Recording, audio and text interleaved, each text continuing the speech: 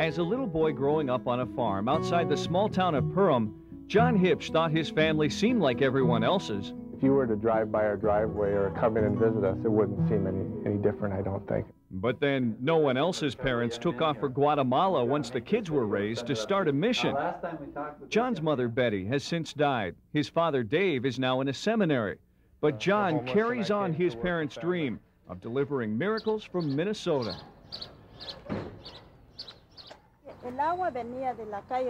Okay, the water came down the street 11 days ago. A mother and 4 children have just lost about everything. Okay, she wasn't here when it happened. She says the water was this high. She's a woman who's already endured a lot. Her abusive husband earlier this year killed himself after shooting her. She works 10 hours a day and only makes $4. There's no government program that'll help her. There is, however, Lisa from Minneapolis, Francis from Cannon Falls, and Sean from Hopkins.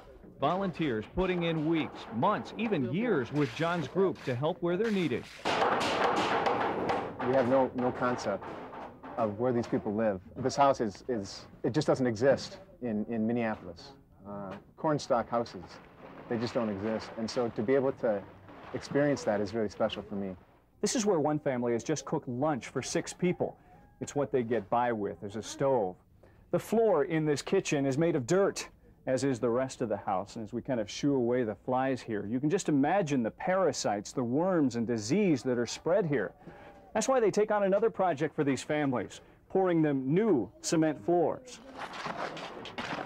These families always help us out. They always, the husband is helping pour the cement, and the wife and the kids are bringing water.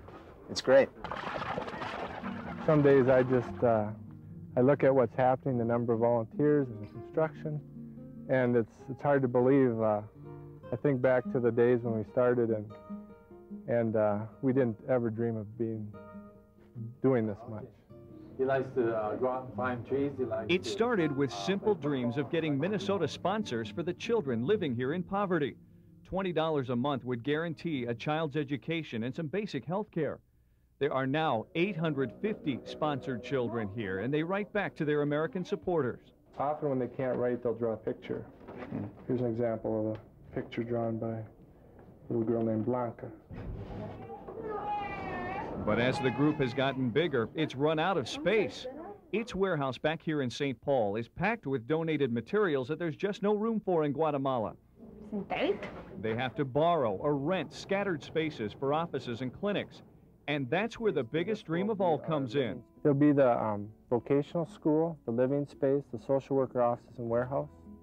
Construction is now underway for a new 2.5-acre complex that'll include a surgery center and clinic. Some incredible donations are getting it started. For example, Francis Manthe of Cannon Falls drove all the way to Guatemala and raised $11,000 in pledges. Other donations quietly pour into the office. We received in the mail one day in a little envelope that looked like all the rest, a check with lots of zeros on it. A man gave us $50,000 and asked to be completely anonymous. Didn't even want people in our own office to know who he was. The little miracles that happen here, a woman and children actually getting a home with walls and a floor, won't change the world. But the dreams of Purim, Minnesota have made a difference in at least one corner of the world. I don't think anybody can change the world. I think everybody together can begin to make steps towards that.